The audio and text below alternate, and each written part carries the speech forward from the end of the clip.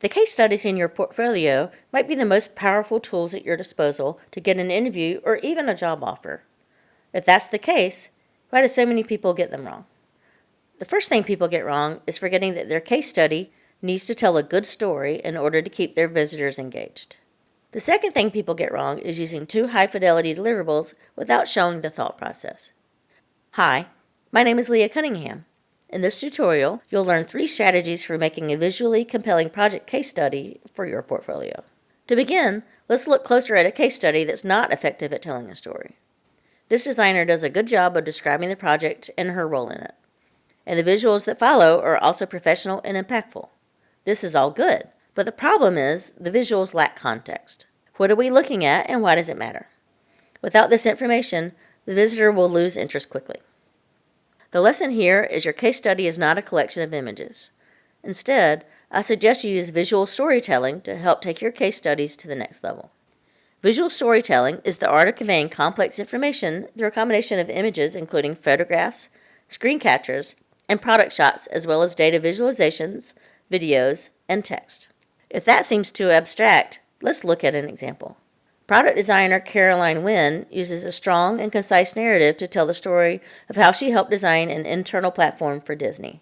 Her case study starts with a solid project background, problems to be solved, research outcomes, processes followed, and the impact of her work.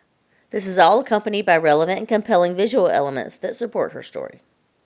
Her case study starts with clear descriptions of the goal of the project, as well as her individual role, and importantly, her role within the team. The rest of the case study is accompanied by compelling visual elements that are tightly paired with relevant text.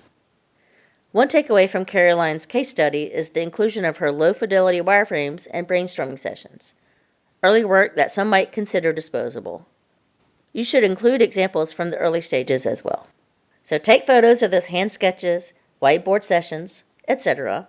It's all about showing your thought process and the evolution of the concept. To create a case study that tells your story, you need to first understand your audience and then move on to the next stage.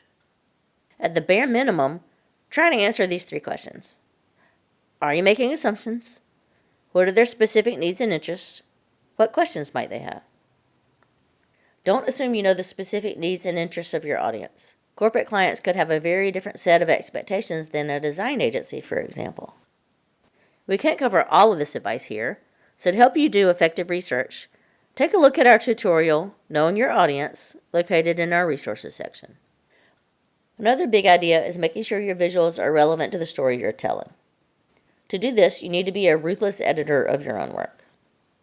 This is easier said than done because it's tempting to dump everything you've done into the case study, but this is counterproductive. Whether it's a journey map, wireframe, or some other visual asset, your imagery and your text need to work together to tell a strong story. If you need more direction on this topic, we recommend another tutorial called Storytelling for Designers, which will help you focus on what's important. The last big idea I have for you is to share your project's impact through measurable results. One best practice for this is to show how user research was incorporated to improve your designs. Don't shy away from showing the good, bad, and ugly user feedback on your project. It can also be impactful to show the evolution of how feedback was incorporated during the design process. To conclude your case study, emphasize the impact and results of your project. Use visuals to present metrics, user feedback, and the tangible or intangible benefits your project delivered. As I said in the beginning, sparkling deliverables won't do the trick. You need to show your work, know your impact, and prove your value. You can learn more about pulling all of these ideas together into a cohesive narrative in our Take 5 tutorial entitled Taking Your Portfolio Case Studies to the Next Level, and by checking out the resources section in this tutorial. Thanks for watching, and be sure to check out the rest of our Take 5 tutorials at thegymnasium.com.